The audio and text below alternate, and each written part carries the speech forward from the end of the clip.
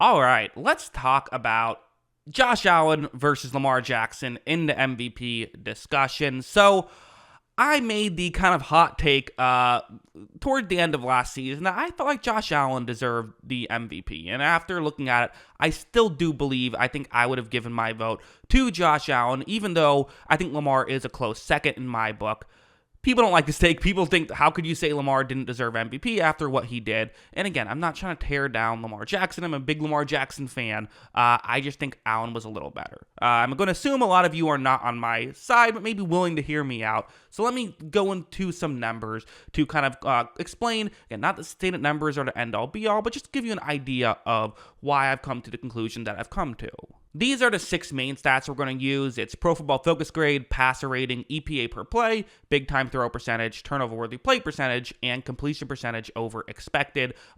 If you're a little unclear on what some of those are, I'll explain them as we go. I think PFF grade and passer rating we both kind of most of us understand.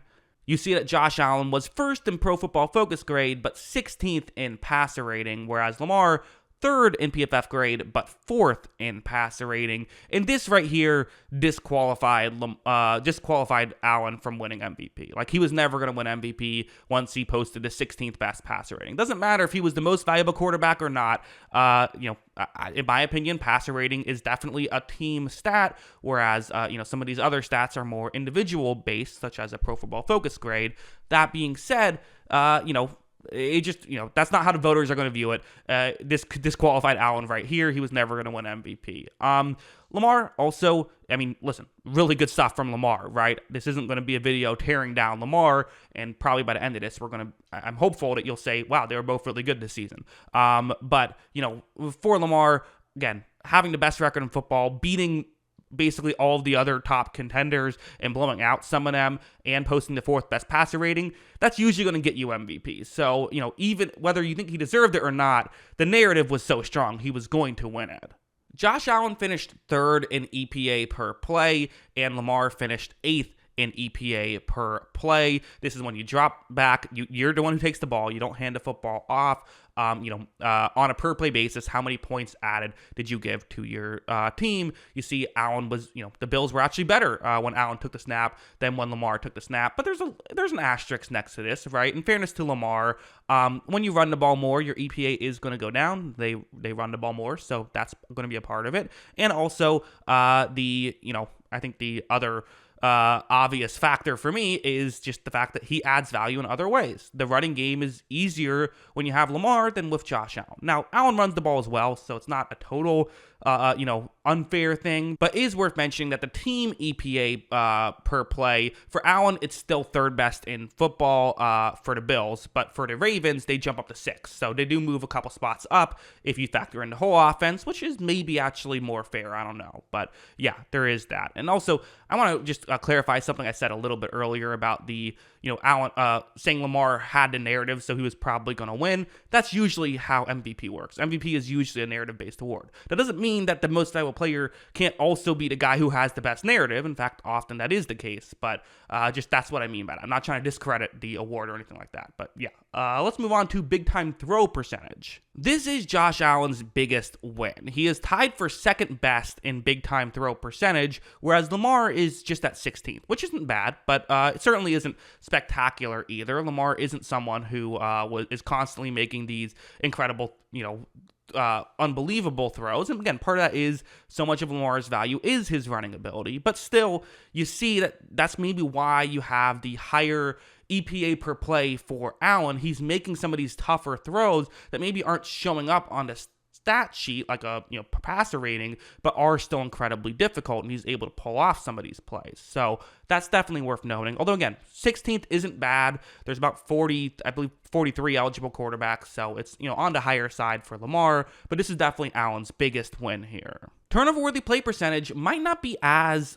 good as big of a jump as you might have expected. Now, and in fact, Numbers-wise, it's only a little bit better for Lamar. There's a very narrow, a lot of guys are clumped together. So 13th and 20th, it's virtually identical, actually, even though this spot distance might make it look bigger. Allen, it was funny because all year I was kind of like, Allen turnover the play percentage is actually good. He was like top 10 all year, and then he had a really bad final game, which does factor in. So that kind of made it almost fit the narrative. But still, he was mediocre at protecting the football this season. He wasn't bad at it. I know he led the league in interceptions. The reality is when you're throwing the ball deep down the field more and your receivers aren't doing as good of a job at winning these contested catches as much, you're going to turn the ball over more. That's just the reality of the situation. It's not a Josh Allen issue necessarily. You could argue it's a scheme issue. You could argue it's a receiver issue. And it's not like he's not putting the ball in harm's way, just nowhere near as much as people believe. Because again, people look at box score stats and don't dig deeper into the numbers. From my watching film, I did not see him as a reckless quarterback who would make dumb decisions all the time. He was a quarterback who would occasionally make the reckless dumb decision, but Lamar Jackson made some bad decisions as well in this season. It was not a massive jump. I think if the reason why you're giving the award to Lamar over Allen is turnovers, I think that is a flawed reason to do it, in my opinion. I'm not saying you can't argue Lamar should have deserved MVP. I'm just saying that should be only a small factor, which Lamar was a little better, but it was only a little better. Also, finally, completion percentage over expected. Allen was second best in football this season. Lamar, eighth best in football this season. So again, these guys both have a lot of really good numbers. You look at either one of these and it's like, wow, they both had really good seasons. And in my opinion, it is between these two players. But I do feel like out of the statistics that I value more, Allen leads in pretty much all of them except for turnover-worthy play percentage, which is pretty similar. He's has a better PFF grade, although again, Lamar's is very good. Better EPA per play, although Lamar's is very good. Better big-time throw percentage, although Lamar's is solid. Turnover-worthy play percentage isn't great, but neither is Lamar's. And then they're both kind of okay. And then completion percentage over expected. Allen's is much better, and Lamar's is not quite as good. And I want to reiterate, in case people will say, well, you can't just talk about football looking at data. You have to watch the games. I watched every snap both of these guys, took this season. I usually do that for every team in the season. So, yes, I am very well aware of any additional context. Some people could argue the situation, the teams around these two guys. Well, if we go to this chart right here, this is where each team ranked in specific positional groupings according to PFF, which again, PFF, not everyone's cup of tea, but it's a good baseline tool to use. You see that for both the receiving cores were almost identical. In fact, both their rushing was identical. They were both tied for fourth in running. Bills 13th best receiving, Ravens 14th best receiving, but the Ravens were much better blocking. Had much higher in both pass blocking and run blocking. So again, I'm not using that to say, well, see, Allen did more with less. I do think he had a little bit less, and I think he did a little bit more. So for me, Allen would have been my pick. I think that the main thing that Lamar had, the main stat that Lamar won, in my opinion, was quarterback wins, which is a lot of times what matters. I mean, that's why Jalen Hurts was an MVP favorite at one point during this, late into the season, like week 12. Jalen Hurts was an MVP favorite, despite the fact that he wasn't having a great season compared to what he did last year. So,